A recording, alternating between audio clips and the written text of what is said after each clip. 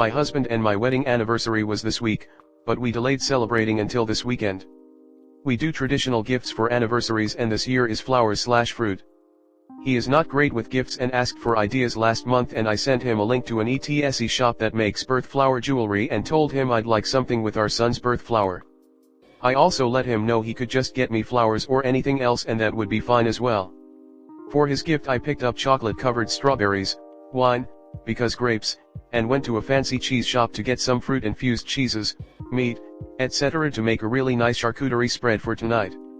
I'm going to create a picnic in our living room, and I think it's going to be really cute. I also got him a card and wrote a heartfelt message. Just for reference. I assumed that he had figured my gift out before our anniversary, so imagine my surprise when I opened a prime box and found a jewelry box. I didn't open it but it was labeled birth flower necklace so it was obvious. Honestly I'm a little disappointed but I'm not sure if I'm being unfair and could use some perspective.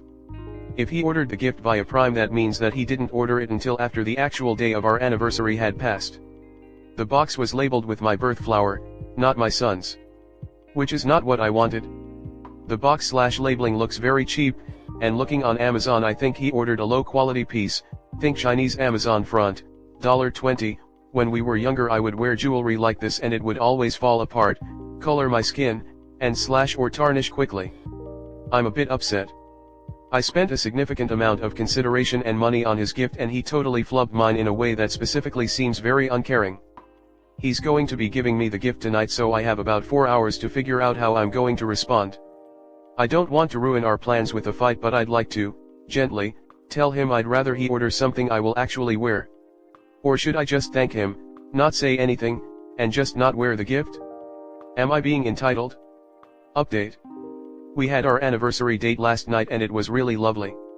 Just to recap, every year we follow the traditional wedding gift theme so this year was fruit and flowers. Despite many commenters' belief that I have trapped my husband and unfairly insist that he must buy me things and selected a yearly theme to make it harder for him, he was the one who originally suggested following the traditional gift theme. I love that we do it, I think it's a nice tradition and every year we can look back at the last themes and reminisce on what we did, gifted, etc. Based on some of the feedback saying that my gift was actually for both of us, I didn't set out the chocolate-covered strawberries with the rest of the food/wine. I gave them to him separately and made sure to let him know they were just for him and he didn't need to share. He did insist on my having 2 so that I could try each flavor, and then ate the remaining 10 all himself so safe to say it was a hit. The charcuterie spread was excessive and delicious. He asked me to explain the various items and was an especially big fan of the huckleberry goat cheese spread with prosciutto. Some commenters asked about my husband's love language, its physical touch and quality time. The nice thing about the picnic was that we could cuddle while we ate and when the food/wine was gone we celebrated like mommies and daddies do. A surprising amount of people wanted to make sure that was a part of the gift as well. Y'all are weird. A few commenter also pointed out that I didn't know if the necklace was all he had done, and they were right. In addition to the necklace, he had also bought flowers and my favorite wine. Well yeah, grapes are a fruit. So we both had that same idea lol. I didn't say anything about the necklace until this morning. I told him I loved that he remembered I wanted a birth flower gift but would be okay if I exchanged it for one with our son's flower instead. He responded, don't worry about it, it was really cheap, I just remembered this week that you'd mentioned it so I figured I should get something like that. If you want something else let's just order it. I should have known better than to spend time stressed about the conversation, he's a very laid-back guy. So yes. A wonderful night. I will just gently remind that these posts do not paint a complete picture of a person, a relationship, or a life. My husband and I are very happy, we have a wonderful life together, and he is a wonderful partner to me and father to our son. I am not some cruel bride, as someone commented, and he is not an abusive jerk either. Last night we've decided that we're ready to start planning for baby number 2, so I'm excited to continue building our lives together. Comment. I bought my husband a handmade tray from AITA for our anniversary. It came the next day from Amazon. I was genuinely confused, contacted the seller and said they use Amazon often to ship their product. I looked up the same product on Amazon and it was cheaper and they refunded me. I have no idea, but the last few times I've been there, it's been empty, And when I asked a worker about it, they said that some idiot on the internet released a life hack video about making thousands of dollars reselling Costco bakery goods on AITA. Now everyone comes in buying everything they can first thing in the morning. This one blank journal made 100K in sales in the last year. Take 5 minutes to set this up and you'll be making 12K per month passive income just like I do. Like and follow for more passive income hacks. No, people on AITA are selling Amazon items. Say you find an amazing cutting board on AITA for $150. You assume it's handmade and buy it. The listing may even say handmade. You buy it for $150.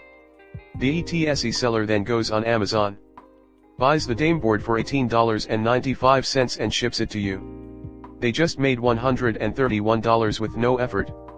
Always reverse image search something you plan on buying from websites like this. As someone who made a bit of money, not loads, through AITA, and that stopped now, that makes sense.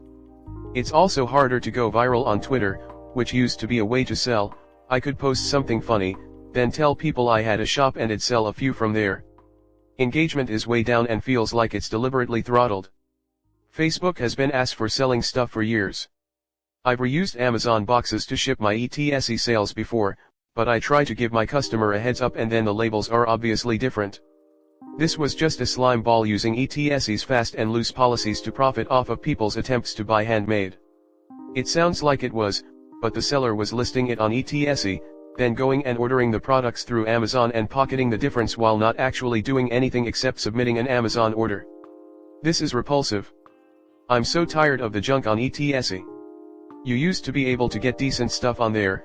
Now if I'm looking through there for something specific, I have to scroll through pages and pages on elf people all selling the same junk that they bought cheaply in bulk until I find what appears to be a decent store run by an actual small business person.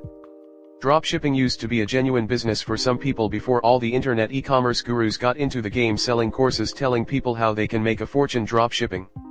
The reality is that so many people are now doing it that it has become a joke and a right rip-off. A bit like how Airbnb used to be a great alternative to hotels, but now it has just become people wanting to have a side hustle. Next story 2. Sil constantly calling my fiancé interrupting our lives because she can't handle her kid. How do I even approach this? Incidentals, my fiancé and I are in our 30s, together 6-ish years, engaged 2 of them. Sil just turned 29, her husband is also 29, married 3 years and they have a 19-month-old daughter. My Sil cannot handle being home alone with her child. If she is home alone with the kid, she calls multiple times a day to both my fiancé, her brother, or her father and his wife, her stepmom, begging people to come over and get this kid away from me for a while. We all live in the same neighborhood, think a 5-minute walk to either house, tops, so she also just stops by as she pleases as well. This has been constant and growing worse as the little girl gets older, has more energy, speaks more, etc. I get it, kids are tiring. But she spends less than an hour alone with the child before spam calling, I mean calling on repeat till one of us answers, every nearby family member whenever her husband is at work so she can have someone else handle the kid while she, I don't know, scrolls TikTok, goes to Target, sits around in silence. The example that sparked this, she sent a group text asking if anyone wanted to go out to dinner. Phil and wife are gone for the night, and my fiancé and we're doing date night at home, so we politely declined, but said we'd stop by later to visit. Well, 40 minutes later she's calling from our driveway, she's walked over with her kid, an unruly and ill-behaved pit bull, in tow. We stop what we're doing, go out * and visit a bit, * after destroying a bunch of expensive things, their dog isn't allowed inside anymore, but that's another tale, but she leaves after 20 minutes because her dog, who she could have left at home, is freaking out and growling at my neighbor's kids playing outside. Okay, fine, all done, right? Wrong. She calls again another 45 minutes later, multiple times in a row until my fiancé answers and she snaps, weren't you going to come over? You need to come here and get this kid out of my face. So again, he stops what he's in the middle of, our now defunct date, and is now over there dealing with that. We love our niece. We see her all the time. She's a happy, healthy, non-special needs little gal that's full of energy like any 1.5-year-old. But she isn't our child. Getting pulled from our lives multiple times a week when his sister is home alone is taking its toll on our relationship now. My fiancé doesn't always want to go deal with her, but has a strong sense of familial obligation. He gets mad I don't always want to go and help with her. I get mad when he leaves in the middle of things, today, for example, to go deal with her. She obviously has some sort of PPD, I know this, I work in medicine. She is a L&D nurse, so she surely has to know as well. I cannot, however, make her seek help. She just keeps clinging on to her brother and father and interrupting their lives, and conversely, mine. What the hell do I do? This isn't sustainable. She's obviously miserable, and while I feel bad to an extent, it doesn't mean her misery needs company 24/7. We don't have kids for a reason. I know it isn't my fiancé's fault, but he keeps abandoning me for her fake issues and it's driving a major wedge between us. He gets touchy when I bring it up since he is protective of his sister. Thanks in advance for just reading my rant, internet. Asterisk to clarify, she is still married, her husband works full-time and has night shifts sometimes, so she has to watch her daughter overnight and alone perhaps 2-3x a month. The rest of the time, he's around and making dinner, she doesn't cook, or happily taking them both to activities so she can post on social media about her happy, perfect family, sardonic eye roll. Comment. Not a parent or a therapist here, but since I read the whole thread I'm going to leave an opinion.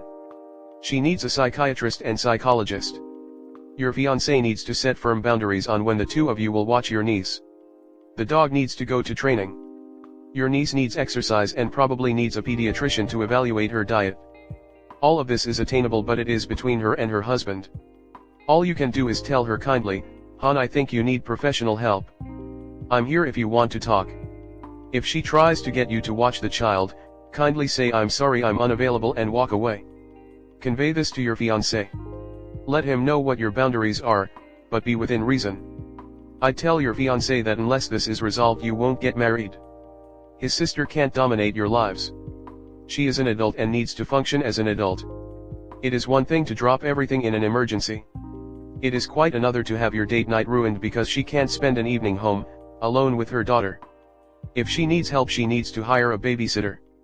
She can get a babysitter even when she is home. I recommend you and your fiancé get some couples counseling to discuss this and how to handle it. Talk about how it is harming, perhaps destroying, your relationship. The two of you need to turn off your phones, perhaps put them in another room, while having a date night. If she shows up outside, you ignore her. You can't continue to cater to her. If she shows up and interrupts what you and your fiancé are doing, you can refuse to go out to talk to her. Make him pick. Tell him she is harming your relationship. Perhaps call a friend and leave to go out with the friend. You need to show that your life won't be wrapped around his sister. He needs to know that you are beyond tired of this and you are done with it. He can make his own choices, but so can you. Are you prepared to spend your life doing this? There is no guarantee that things will improve just because the daughter gets older. His sister may need constant help taking your niece to activities. The good thing, is that you are self-aware. Your SIL does have a problem, and hopefully you and your fiancé can set some ground rules/boundaries. It would be great if you can both sit down with her/her husband and explain how you feel and the impact it has on you, both individually and as a couple, when you get spam calls or she shows up unannounced. Mostly, try and be curious and ask questions to understand, but her having a child and not able to regulate her emotions is not your issue. Fiancé also needs to do some reflection to understand why he would choose to go see her vs date night. What is going on for him? Assuming child is not in danger, of course. Some counseling may be in order for the two of you so that he may understand your perspective. Take care. You can't fix this. You can only control yourself. If your fiancé isn't interested in pulling back, then you have to decide if this is a deal breaker. The only other possible thing you could potentially control is paying a babysitter to be with her with the understanding that she won't be calling you or your fiancé for help. As much as you want to blame this situation on SIL, fiancé is the one who can't say no to her. I understand that the health and well-being of niece is not an easy thing to turn away from. Where is her husband and why isn't he doing anything? I would call him and have a long talk about getting her help, physical, babysitter, medical, emotional and behavioral help. If she is depressed, she could hurt the child or herself. You shouldn't have to be at her beck and call, so he needs to step in. Her mother needs to step in too. Oh, it will be indeed a deal breaker for me. This will drive me insane, will damage my mental health and definitely create problems in my relationship. I understand you also marry your partner's family, but this is more like marry and be a servant of the sister. My respect for Op's patience and love for her fiancé. Well said. I might only add that I would try to think about what an acceptable level of involvement might look like. You don't think highly of Sil, which is okay, but try not to think in terms of what she should need or deserves. Instead, think of it as a question of what kind of involvement with her are you able to tolerate. Weekly scheduled babysitting? Monthly. 3 last-minute bailout calls per year? 2. Cutting her off and going no contact?